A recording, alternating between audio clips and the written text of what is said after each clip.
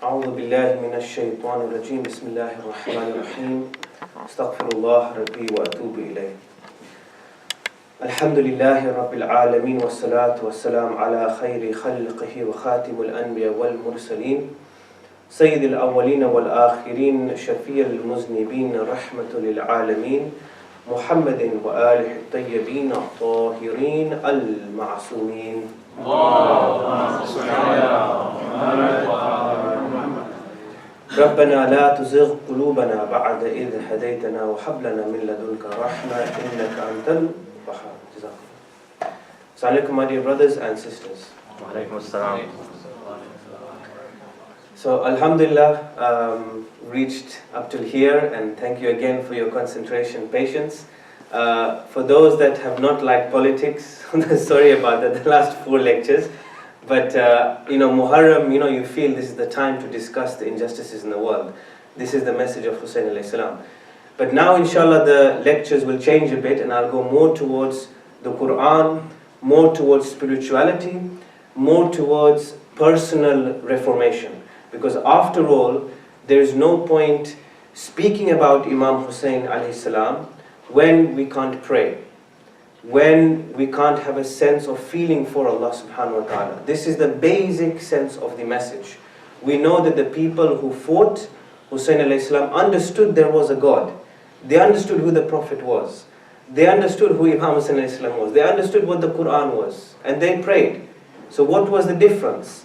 The difference was something that they lacked spiritually, that they lacked internally. They were blind inside. Or in the Quran, as Allah subhanahu wa ta'ala says, Bismillahir Rahmanir Rahim, Fi qulubihim maradun. In their hearts is an illness. So they had an illness where they could not recognize or distinguish between good and bad, between what Allah was saying and what shaitan was saying, what something base or their base desires were saying. Now in this lecture, I'm going to deal with the start. We did it yesterday as well, but I want to now deal with strategies of injustice that are done intellectually. Yesterday we dealt with the idea of humanitarianism. The fact that whilst something may seem seemingly compassionate and good, we also have to be very aware of how to be compassionate and whether our money is going into the right place. We have to be aware of systems, how they may even stop our own compassion from taking fruition. In this lecture, I want to deal with another strategy, and that is the way in which the Quran is looked at in the media, how we as a community treat or look at the Quran, and number 3, perhaps more important, is how do we change the conversation and discourse about the Quran so it becomes something very beautiful, something meaningful, something relevant to people's soul. Because clearly, as you are aware, that is not how the Quran is viewed, generally speaking, by media and by the majority in the public. So what has gone wrong that the Quran is seen as a barbaric or as a very violent book? I want to just give a few examples here. About 3 weeks ago, there was an interview recorded in the British press. It was an interview with a British ISIS fighter. So obviously somebody that was born in Britain and has gone to fight for ISIS. And in the interview, it was very interesting that he was using verses of the Quran and a hadith to justify why he should go and kill innocent people, or convert people, or establish an Islamic state that should take over the world. Now, in the interview, I think you can pull it up in Google, just for British ISIS fighter interview, and you'll see the arguments that he gives. He is very passionate about the Quran, saying, but the Quran, or Allah subhanahu wa ta'ala, is commanding me to go and fight. And he tells the interviewer, don't you read this Quran in front of you? I'm a Muslim, fine, but you can also read the Quran. And the Quran says, go and kill the mushrik, or go and kill the kafir, right? Or go and convert this person. And then not only that, he's aware of a hadith, and so he quotes a narration, and these are generally from Sunni books, doesn't really matter. He quotes a narration by our dear Prophet in order to again further clarify those Quranic verses. So clearly he understands one very basic methodology, which is the Quran is able to command something and the hadith is there to clarify the Quran.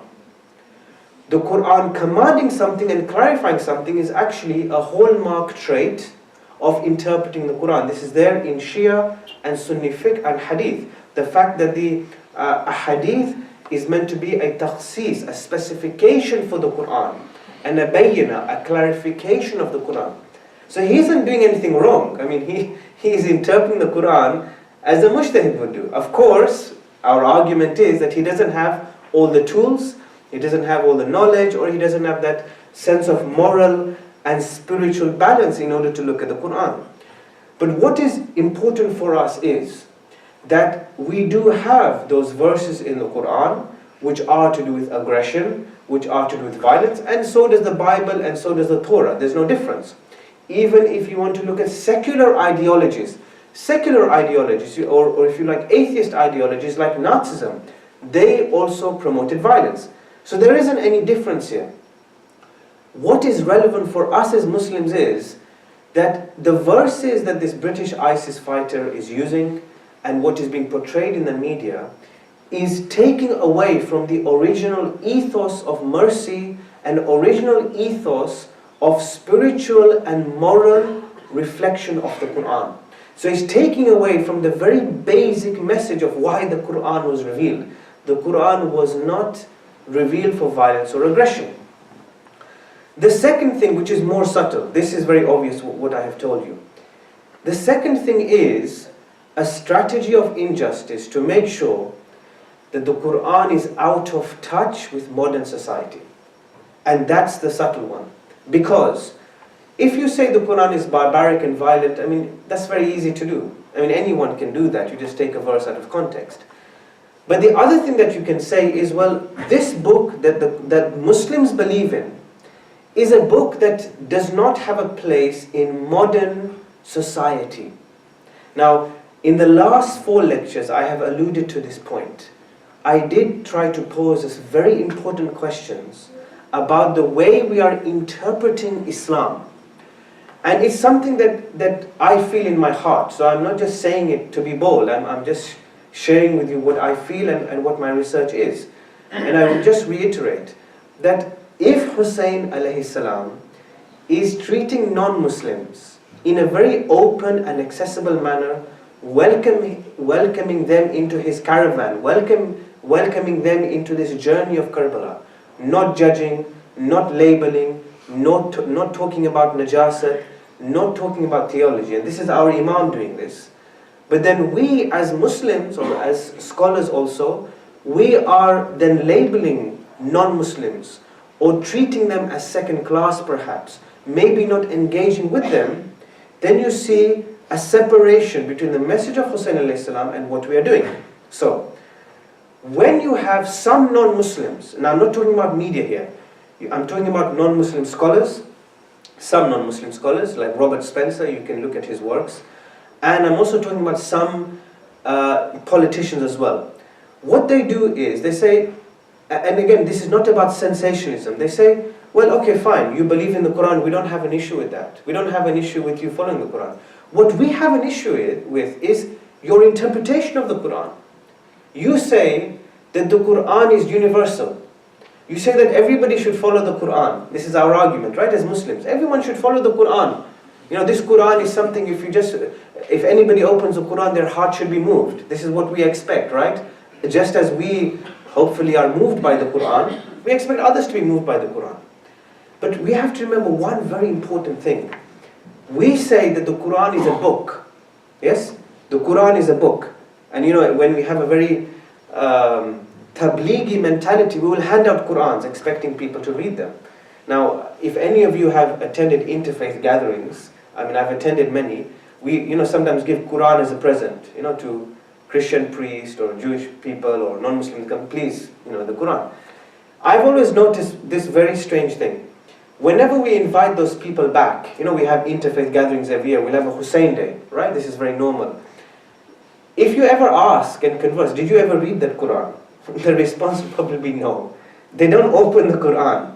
We have given, in our community, I mean back home in UK, we have given Qurans to mayors, we have given Quran to politicians, we have given Quran to Christian people. None of them have ever read the Quran. What's going wrong? Are we doing something wrong about our tabligh? Possibly, as I've said, we need to expand our notion of tabligh. But we have missed one very important thing as Muslims. The Quran never started off as a book. The Quran started off as a conversation with people. When our dear Prophet Muhammad sallallahu alaihi wasallam, when he was reciting or expressing those verses to people, the verses of course were revelations. So just as, for example, we are sitting here, and if our dear Prophet is here, he would be reciting a verse or expressing a verse to us. He wouldn't be reading from a book. And we know that the Quran was not revealed chronologically, like Surah Al-Fatiha first and Surah Al-Baqarah, as if it was some academic book. Because we know that, according to most Mufassirin, that it was the early verses of Surah Al-Alaq, which were the first revelations of the Quran. Now, when these verses were revealed, those verses were revealed in order that they would be relevant to people's lives and the way they were living and what they were seeing. Now if you look at the early verses of Surah Al-Alaq, Allah subhanahu wa ta'ala is saying, and the Prophet is expressing, that man is created from a clot. Allah teaches man what he knows not. Allah teaches by the pen. This is central to people's life. This is not about, if you want to talk about rituals and religion, this has got nothing to do with rituals and religion per se. He's telling people, look, reflect on your existence. Reflect on who you are. Reflect on the fact that you are an alaq, a clot. The root of alaq is that feeling of attachment, clinging onto something. We are nothing. We are just a clot. We are just a bunch of cells. That's all we are as human beings.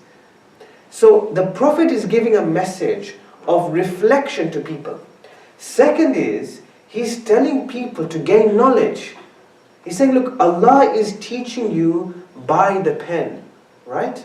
So when he's telling this to people and expressing these kind of verses, just as an example, he's telling people to reflect on how to move from a very simple existence to one that is meaningful, to one that is enriching, to one that is filled with knowledge and an enduring relationship with the Creator. So look how he is making the Quran meaningful to them. And what do? We give a Quran expecting people to read it. Now, we may not even know how to read the Quran.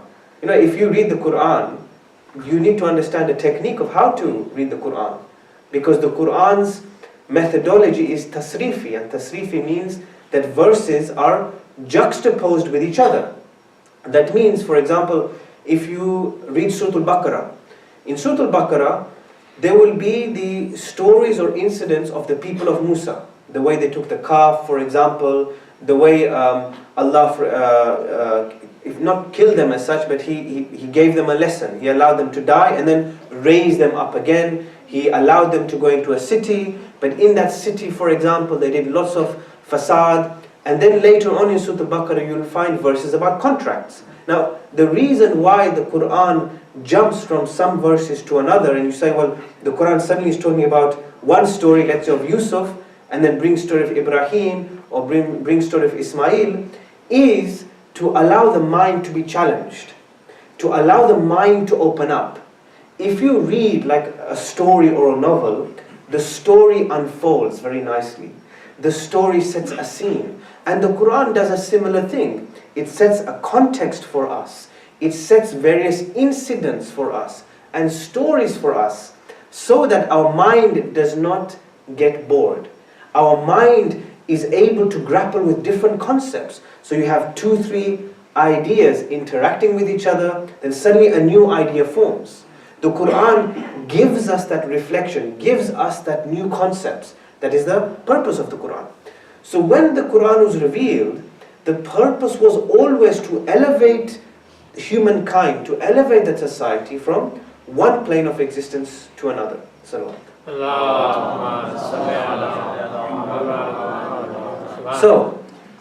I'm just saying that this is a basic philosophy of revelation, or the context of revelation I've given you.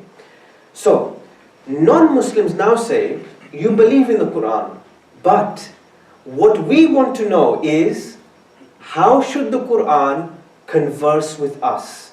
That's the key question. That's why I set out this scene for you. If at that time the Quran was conversing with people, and it was relevant to people, what some non-Muslims criticize the Quran for is, this Quran is out of touch with society. This Quran is not responding to my problem. I have a problem of depression, or there's a problem of terrorism. There's a problem of people not getting along in society.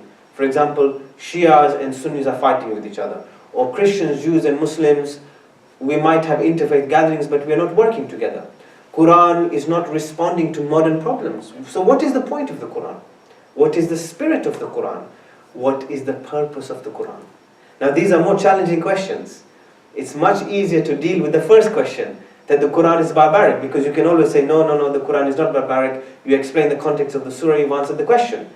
But to answer this question is very difficult. What is the Quran's place in modern society? This is a very tough question. I gave the example of slavery a few lectures ago, that Islam has not abolished slavery as such. It's not that we have a fatwa on, look, slavery is haram, and now try to improve the conditions of slaves. We don't have legislation that tries to say, that tries to remove children from making clothes in factories, and those factories or big corporate organizations are putting them into slave labor or forced labor. We're not thinking about that, and we don't really care about that either. Most scholars don't talk about that. So what's the role of fiqh then? Can you see that? A non-Muslim will say, well, you believe in the Quran, but shouldn't the Quran try to develop people meaningfully, try to remove these injustices from the world? So they criticize the Quran not for its barbarism. They criticize the Quran for being out of touch with the society. So these are strategies, if you like, which create a sense of injustice. In the first sense of violence and barbarism, yes, I think that is definitely a dhulm on us, without a shadow of a doubt, because these verses are taken out of context. But with the second question, it's not just that they just want to criticize the Quran and want to create trouble. They are trying to understand how the Quran relates to society, how the Quran, for example, can create diversity and people living together in a nice way. This is something they want. Now, if these are the trends, what have our responses been? Well, I can do a whole lecture, several lectures on this, but I just want to give a glimpse to you. We would say, look, the Quran is furqan, is a criterion, or helps us distinguish between right and wrong. The Quran is huda, it's a guidance, or the Quran is hakim, wise. We would use names of the Quran. Many majalises that I've listened to, or our conversation in the community, whenever some report about barbarism of the Quran is there in the media, our usual response is, no, the Quran is not like that. So fine, this is a legitimate response, but it's a kind of apologetic response. We will say, but the Quran itself says that it's a guidance for humankind.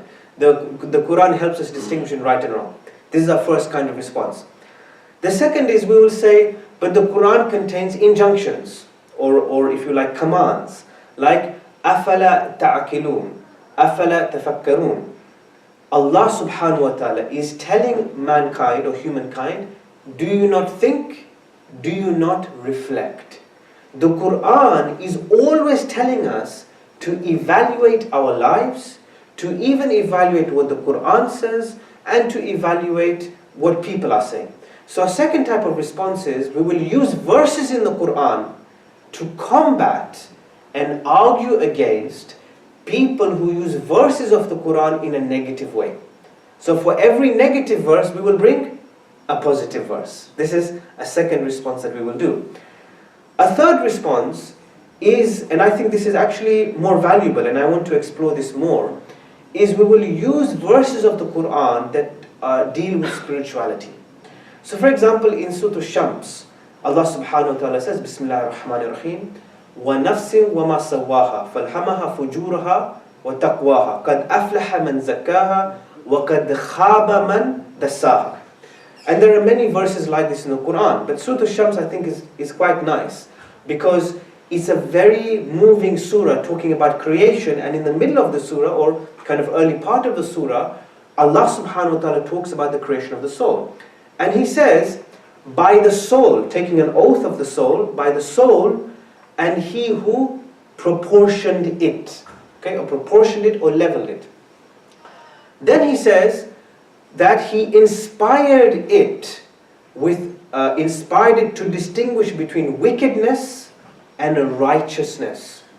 Certainly, or indeed, He who purifies it is successful, and he who corrupts it or debases it is unsuccessful, or loses out, or fails. In these very few verses, and this simple example I'm giving you, what we also do is we will then use the spiritual angle of the Quran. And we will say, no, the Quran is not there for terrorism, the Quran is not there for violence. It's there to develop people's spirituality. Now that's fine, and there is some merit to these responses, but they are also limited. And what's the limit?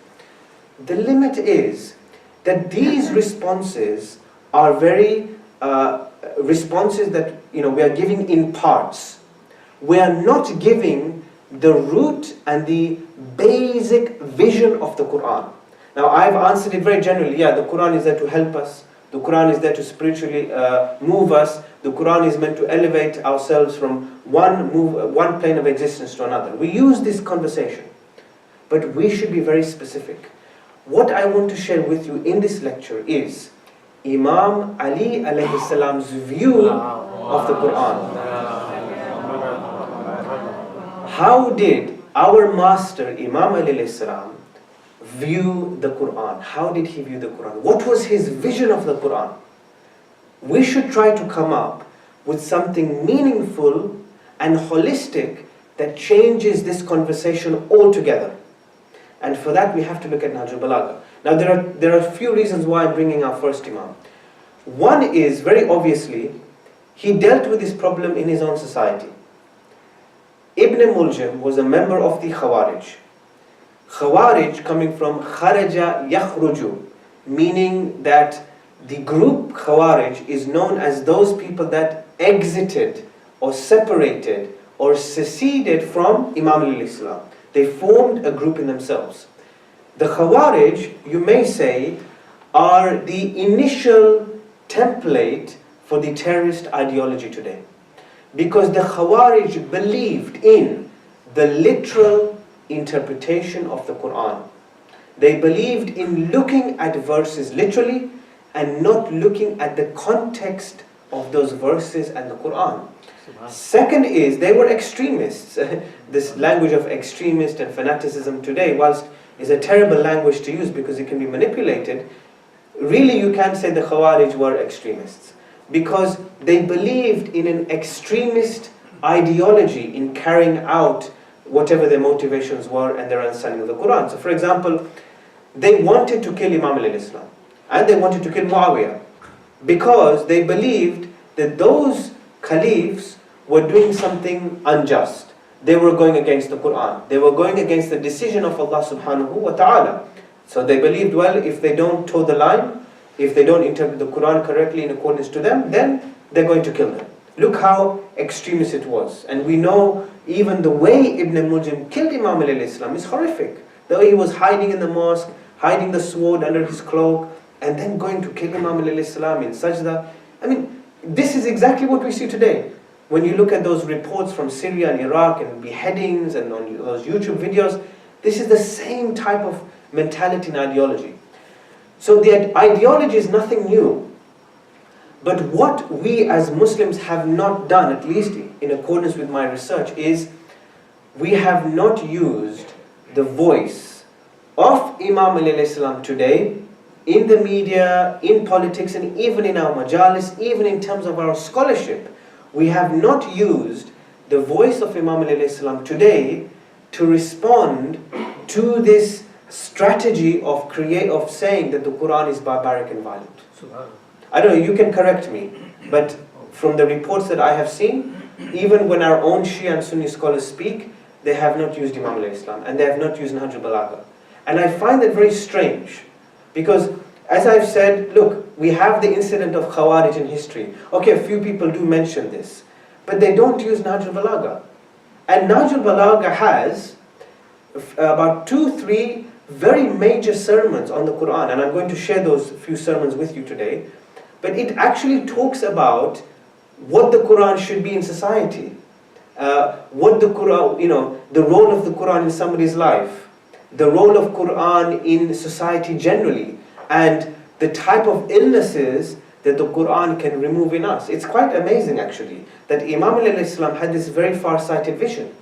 Now he gave this khutbah, I'm going to share with you the khutbah, but this is not like a hadith that he's giving to one person. The khutbahs which I'm sharing with you are a khutbah, they are a sermon. It is a sermon that he gave in public. So that means he gave the information about the Quran so that people would actually take stock of how to use the Quran in their everyday lives. And he actually, although the Arabic is very eloquent, the message is very simple, which I'm going to share with you. So Imam Ali's vision was very far-sighted. So it's very strange to me, at least, that we don't seem to use his voice. Salawat.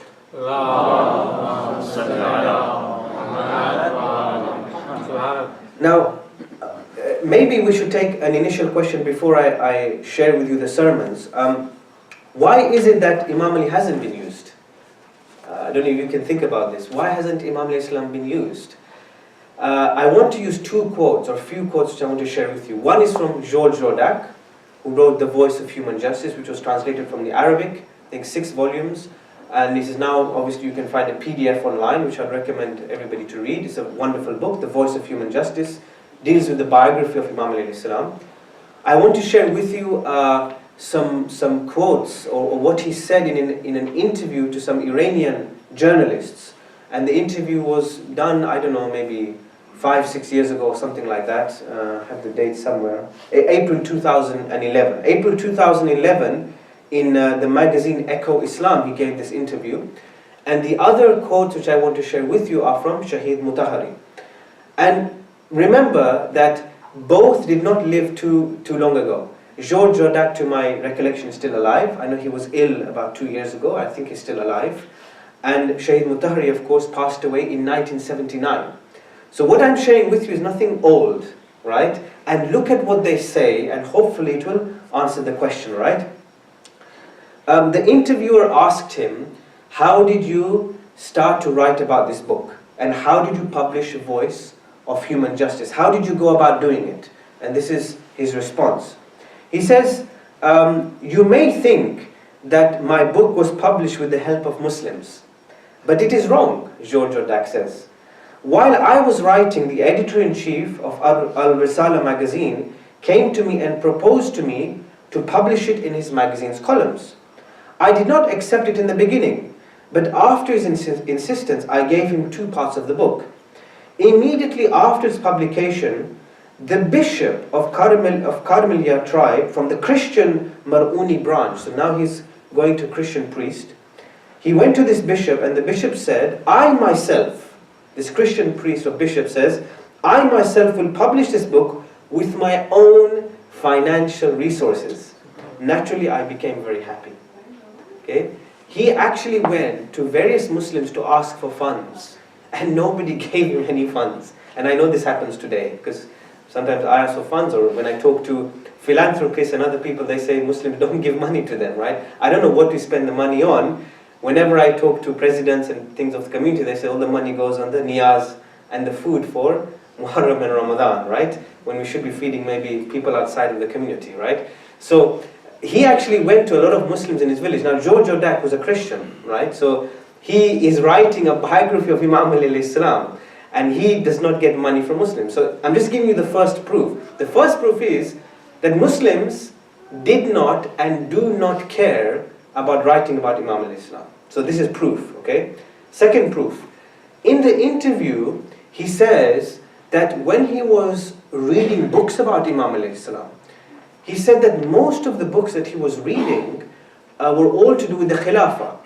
That means, Saqifa, Gadirakum, and that kind of saying, Imam Ali alayhi salam, we have to prove his Khilafah and make sure to show that Abu Bakr did not deserve the Khilafah. So he then concluded that I did not find a major or cohesive biography or many biographies that dealt with Imam Ali's life and what he thought and what did he feel about society and what was his ethics. He found hadith, of course, on the fadail of Imam al-Islam. There are many in Shia and Sunni books. But he did not find that vision of Imam al-Islam. And he said, why have Muslims focused so much on proving Imam Ali's Khilafah? Why? Now, I understand, yes, there is a place for that. But there is also perhaps a better way, which is to show the knowledge and the life and the vision and the deeds of Imam al-Islam. Because that will make people run to Imam al-Islam. Once you share that with people, they would fall in love with Imam al-Islam. When you read the biography, when you read Nahj al-Balagha, you think, how did Imam al-Islam think? I'll just give you a short statement. He said, Ashhadu adalun adala.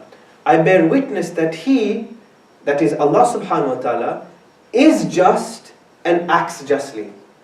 Imam al-Islam expresses this. In his own life, when he thought of God, he said, God is a just being. God is just and acts justly. It's a very simple statement that he gives. What does it mean? When we worship Allah, what do we think? What do we think in our salat? We are living 50, 60, 70, 80 years of life, or whatever Allah wills for our life.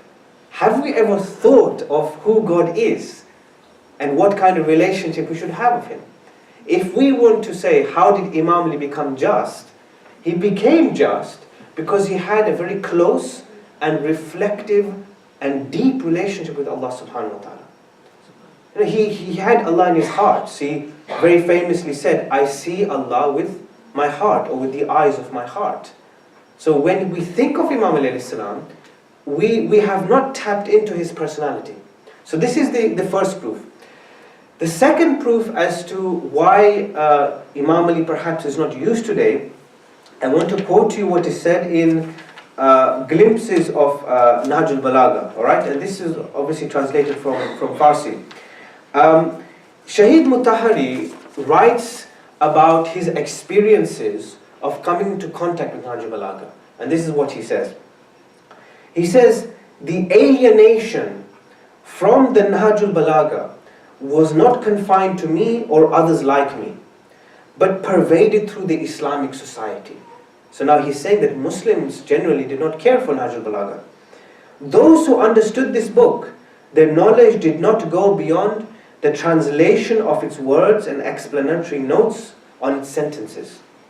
The spirit and the content of the book were hidden from the eyes of all. Only lately, it may be said, the Islamic world has begun to explore the Nahj al-Balagha, or in other words, the Nahj al-Balagha has started its conquest of the Muslim world. So he's admitting that Muslims did not care about Nahj al-Balagha. And one thing which I think is very scary, he died in 1979. 1979. So whenever this quote was there, maybe 60s and 70s you can say, earliest or latest, he's saying that at that point, the Islamic world is beginning its conquest, or Nahj al-Balagha is beginning its conquest on the world. So what have Muslims done for over 14 centuries? What have we done?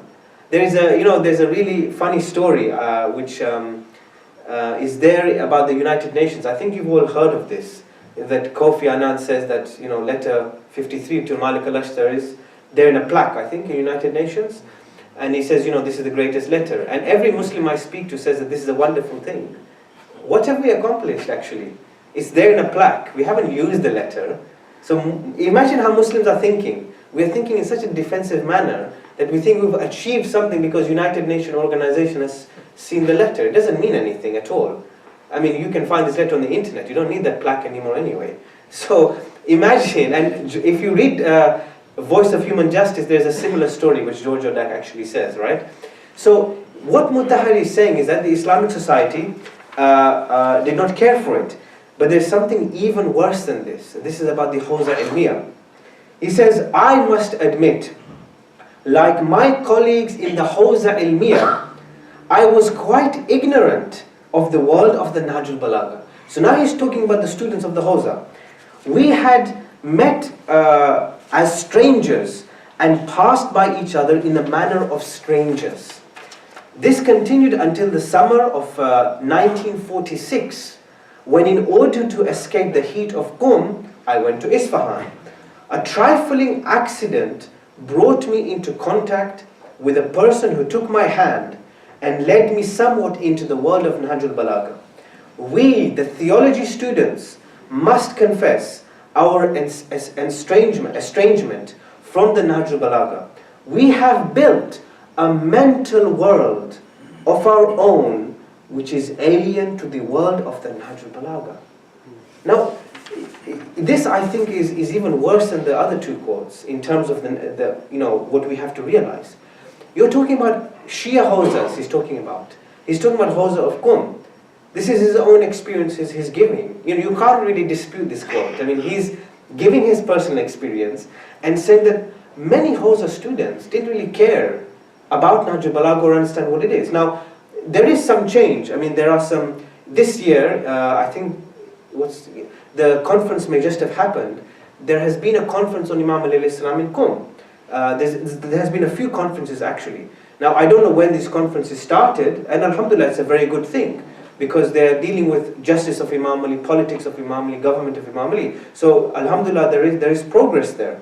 But generally speaking, we have not capitalized on Imam alayhi salam. But one thing which I find distressing is this last quote. He said, we have built a mental world around Nahjul Balagha. So, I want to give a few examples here. I gave the example of labeling non-Muslims, right, which we do, like calling them najis and other things.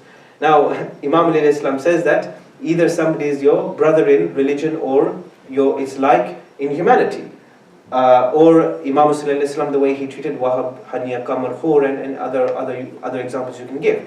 So the Imams are being very kind of towards humanity. But scholars, some scholars, not all, some scholars, and us, we are being a bit divisive about humanity. Maybe, for example, the other thing we can give is khums. This is another example. Of course, we want to give our khums and sadaqah and all these things. But where is our administration of khums? Where is our transparency of giving money? Do you know where your khums goes, by the way? Do you know where it's given? Do you get receipts? Do we have strategies where, okay, I know that X amount of money is going to go here, it's going to benefit this hospital or this school, and after this school, 100 graduates will come, and after these 100 graduates, we're going to produce scientists and international lawyers and philosophers. Do we have that vision? So, the reason I'm sharing this with you is because in the letter to Malik al-Ashtar, Imam Ali al-Islam himself emphasizes administration.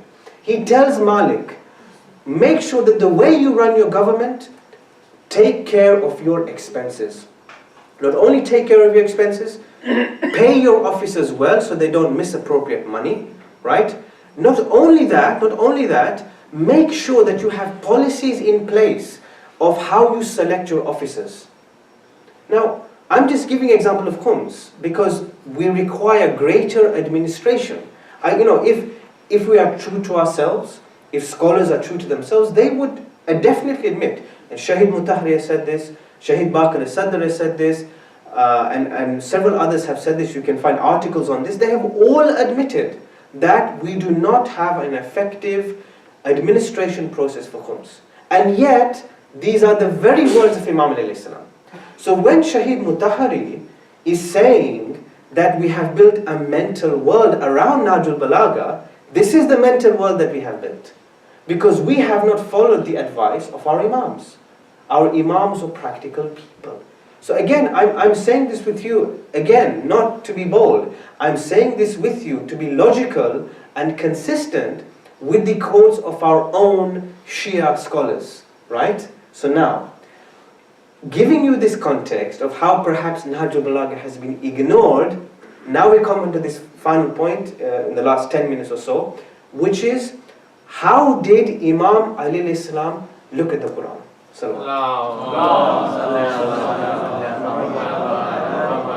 Now, I want to share with you 2 sermons. Right now, I can't recite the whole sermon. I'm only going to share with you bits of it. But that, I think, should be enough for us to create a different conversation about the Quran in our own community and in the media. Because sometimes we are not changing that discourse of violence and barbarism. So what does Imam Ali Islam say?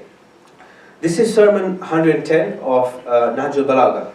He says, وَتَعَلَّمُ الْقُرْآنَ فَإِنَّهُ أَحْسَنُ الْحَدِيثِ. He says, study the Quran because it is the best of narrations. وَتَفَقَّهُ فِيهِ فَإِنَّهُ رَبِيعُ الْقُلُوبِ. And deeply understand it because it is the best spring of the hearts. وَاسْتَشْفُوا بِنُورِهِ فَإِنَّهُ شِفَاءُ الصُّدُورِ. Which means, and seek cure with its light because it is a cure for the hearts. وَأَحْسِنُوا تِلَاوَتَهُ فَإِنَّهُ أَنْفَعُ الْقَصَصِ. Beautify its recitation because it is the most beneficial narrative or story. Okay? These are very simple lines. What does this mean? He's saying that when we want to think about the Quran, first of all, we should think that the Quran is there to be studied, not merely recited. Ta'allamu. It means to study or investigate deeply. Study the Quran because it is the best of narrations. All Muslims believe that the Quran is authentic, a miraculous book that cannot be replicated. And of course people tried to produce a surah in the Prophet's time and they failed. This is very well recorded. And even today the people cannot do it. So when Imam al-Islam is saying study the Quran, we should take interest in the Quran, understand our own book. But we understand it because we can rely upon it. A hadith you cannot rely on. Narrations have to be authentic. Narrations have to have an authentic chain. It's okay to quote many narrations in majalis, but how many of them are authentic? It's very important for all of us to ask for references. You should ask me for references, should ask all speakers, and I should ask. Why? Because if I don't tell you where the hadith is from, I could be misguiding you. So Imam al-Islam says that rely on the Quran because it hasn't been fabricated. Nobody has made it up. Second thing he says deeply understand it because it is a spring for the hearts. Which means that we should, when we open the Quran, it should elevate our hearts, right? It should give us some inspiration. It should make us feel moved about things. If that is not happening, that means we are not reading the Quran as it should be read. Now I will explain how that happens in the next sermon. Let us continue. Then he says, seek cure with its light because it is a cure for the hearts. So this is interesting. The Quran is meant to cure us actually. Now, you may think, how does the Quran cure us, right?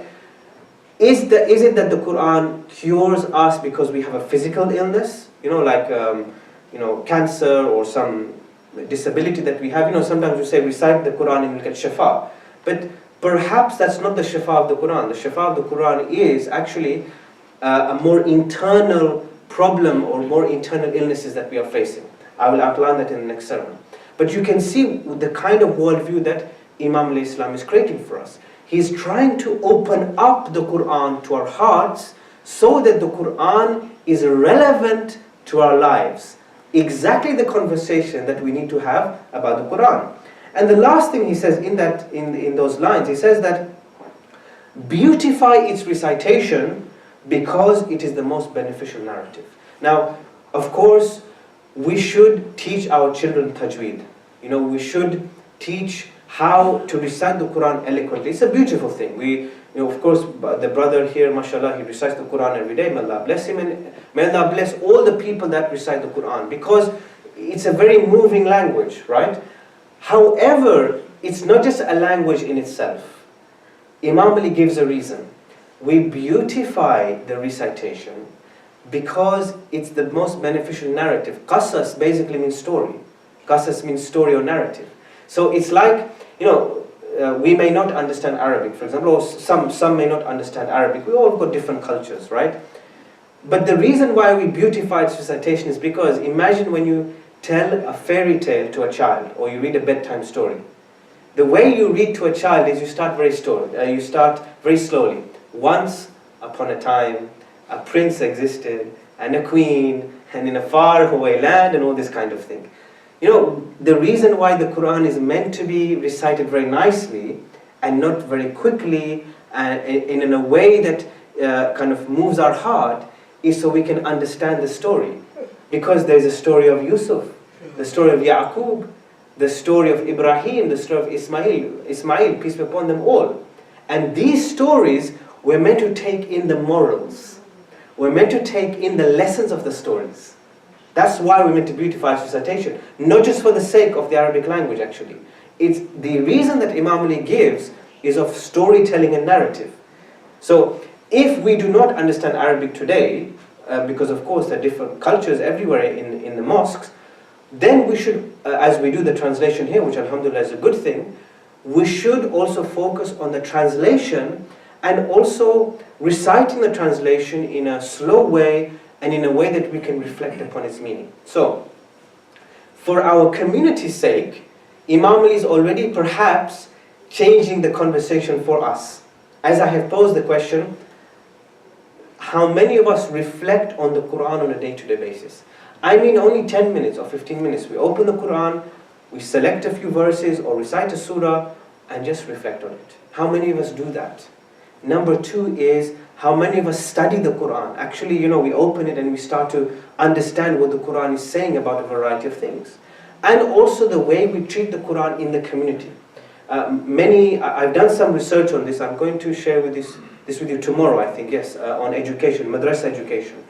But my observation as a madrasa teacher back home, but also madrasas which I have visited, is that we have a huge lack and a huge emptiness in our madrasas about the Quran.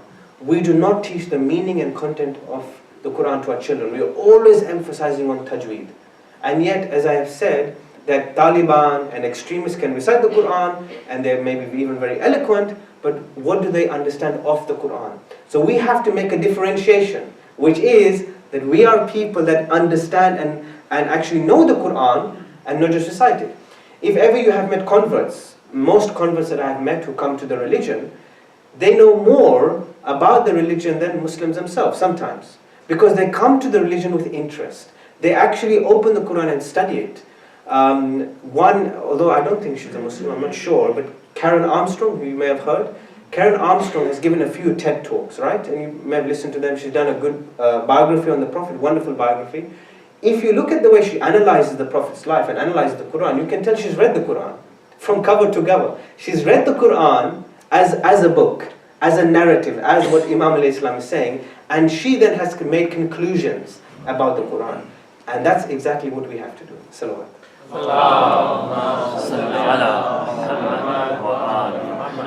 The last thing I want to share with you is just the final sermon, and just to quote a few lines, and this is especially in relation to changing the conversation in the media. This sermon is Sermon 176, which the commentator of Nahaj al-Balagha, one of the commentators, Ibn Abi al-Hadid, he says that this is one of the greatest sermons about the Quran, this sermon which I'm sharing with you. Imam al-Islam says, I'm just quoting to you one or two things. He says, وَمَا جَلَسَ هَذَا الْقُرْآنَ أَحَدٌ إِلَى قَامَ عَنْهُ بِزِيَادَةٍ أَوْ نُقْصَانٍ. He says that one who sits with this Quran will not obtain one thing except that he rises with an increase or gets a decrease. He's saying, when we sit beside this Quran and we get up, we will either get up with some increase in us, something positive in us, or something will be removed from us. And what are these things? He says that we will get an increase in guidance or a decrease in blindness, which is spiritual blindness, right? So imagine what he's doing. He's saying that when anyone approaches the Quran, the effect that the Quran should have on somebody's soul is an increase in spirituality, in awareness, and a decrease in spiritual blindness. So I posed the question today, I mean this is what the questions that some non-Muslims pose, which is, what relevance does the Quran have in modern society? Modern society faces, and if you read there are many reports about this, depression and suicide, people in university, for example, wanting spirituality. I think I mentioned this, but I'll also mention it tomorrow about the facts of UCLA. Maybe I mentioned it on Friday. People are thirsty for spirituality. People are thirsty to find meaning, identity. We want to find who we are in life.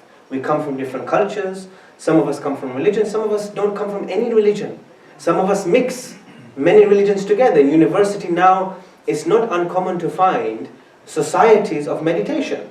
In UK, whenever I used to go to university there, always I used to find advertised, please come to our meditation session. It was either done by Buddhists or Hindus or some New Age spirituality. This is now, New Age spirituality is now the movement. This humanist kind of spirituality is devoid of Allah subhanahu wa ta'ala. Fine, that's what people want to believe in. But we can also offer something. And Imam al-Islam says, just to give you the answer, he says, what is it that human beings face? What are our illnesses? What are our spiritual blindnesses? He says they are وَهُوَ الْكُفْرُ وَالنِّفَاقُ وَالْغَيُّ وَالضَّلَالُ. These are 4 illnesses that all human beings face, regardless of religion. Okay? Human beings face 4 illnesses.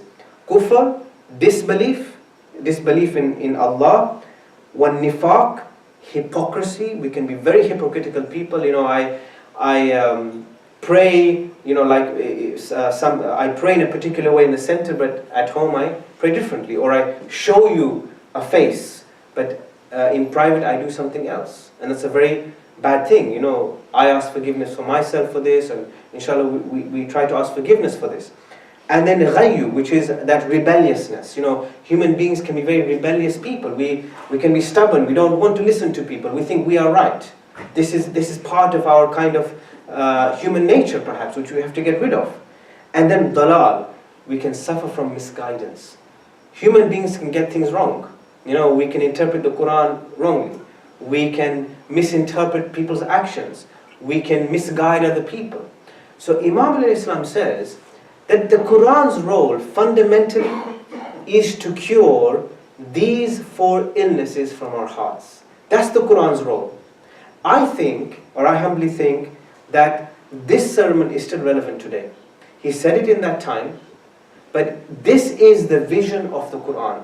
The vision of the Quran is to reinvigorate the human spirit, to rethink about who it is, who and what am I? How am I acting in the world? What is my relationship with people? What is my relationship with Allah subhanahu wa ta'ala? Do I take time out to reflect in the day, especially if I'm a Muslim, or even if I'm not a Muslim, and I open the Quran, am I feeling a positive effect? Now this conversation is not there in the media, and it's not even there in academia as well. Most people think that the Quran, as I've said, is not a work of literature. It's not a work that stands alongside Shakespeare or anything, or of course we would believe it's greater than Shakespeare. But my point is that it doesn't have a place where people can go in the library and pick up the Quran and read it. I mean, this is not in people's mentality. People don't want to pick up the Quran. Why is that the case? Because they don't feel a need for it. And the reason I'm submitting to you is because we have not, first of all, understood from Imam Ali what the vision of the Quran is, and number 2, presented this vision. We have not changed this conversation. But if we can try to understand how to read the Quran and be inspired by the Quran, we would find certainly that the Quran reinvigorates the human spirit. Salawat.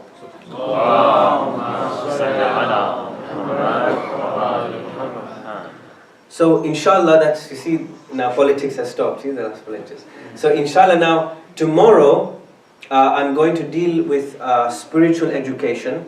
Again, the intellectual trends there and how we can respond spiritually. And then after that, deal with the soul and tawbah and a few other things, inshallah. Inna lillahi wa inna ilayhi raji'un. Yesterday, brothers and sisters, I dealt with the martyrdom of Khur. And in this journey now, Imam Hussein ﷺ is losing more and more of his companions. Muslim ibn Awsaja, Habib and Habib ibn Madahir were two loyal, wonderful companions of Imam Hussein ﷺ. Look how they were martyred and look at the conversation which they had with our Mawla before their martyrdom. Muslim ibn Awsaja was a companion that was very, very close. Salawat, please.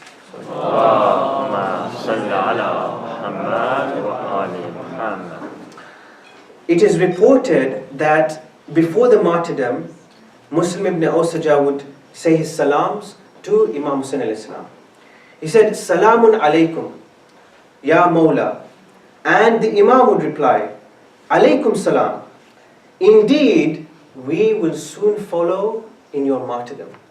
Look at this. They know they are going to be killed. And he would also recite the following verse, Imam Hussein. Among the believers are men who have been true to the promise they made with Allah. Among them are those who have given their lives, and there are those who await death, and none have forsaken their promises. Muslim ibn Awsaja started to go into the battle. He killed several, but then was struck by a group of the enemy. As he fell to the ground, he said, O Hussein, my Mawla. The Imam together with Habib ibn Madahir rushed to Muslim ibn Awsaja. While there was still some life left in Muslim, the Imam sat next to him. He recited that same verse of the Quran, saying, May Allah have mercy on you. Among them are those who have given their lives and who await death. Giving that sense of comfort to Muslim. Habib sat next to the blood-soaked body of Muslim and said, It is unbearable for me to see your blood-soaked body. O Muslim, I pray, and certainly you will receive the glad tidings of Jannah. You will receive the salams of the angels and the salams there in paradise. In a weak voice, Muslim replied, May Allah bless you, O Habib, with paradise. Habib started crying, saying, Were I not aware that soon I am to follow you, I would have wished to hear your final will. How did these people die? Was their family beside them?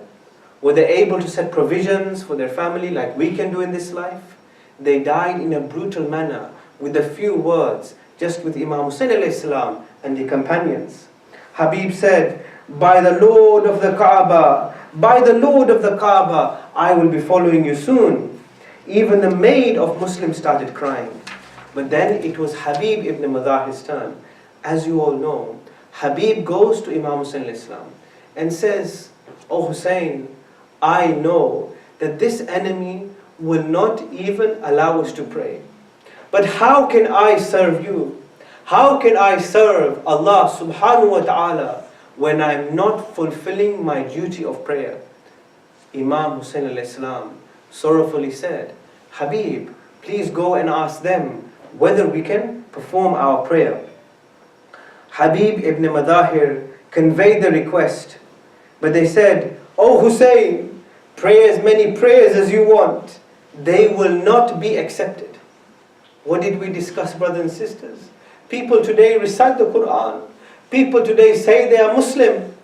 But what are these people saying? They're saying that Imam Hussein's prayers are not being accepted. What kind of illness did they have in their heart? Habib then said, O most wretched of creatures, will your prayers be accepted if the prayers of the son of Rasulullah are not? Hussein ibn Numair, he started getting angry, and he was angry at Habib's comment to the extent that he then started fighting. Habib ibn Madahir fought a very fierce battle, but unfortunately he was struck. He said, O Master, I swear by Allah, I prefer to offer my prayers in heaven and to convey your salutations to the grandfather, the messenger of Allah, to your father Ali and your brother Al-Hassan. As he was fighting, as he was struck, he was remembering Rasulullah. He was wanting to be with Rasulullah. Then unfortunately, Habib was struck and fell to the ground. The death of Habib caused such grief, sorrow and distress on the face of Hussein alayhi salam. The Imam went to Habib's torn body. He rested Habib's head in his lap. He started to cry. And as he started to keep his hand on Habib, he said, "Oh Habib, you were an excellent man. You were a noble man. Oh Habib, indeed you recite the whole of the Quran in a single night. Certainly you will be received with the blessings and the salams of the malaika in paradise. Inna lillahi wa inna ilayhi raji'un." Matam Hussein. Ya Hussein.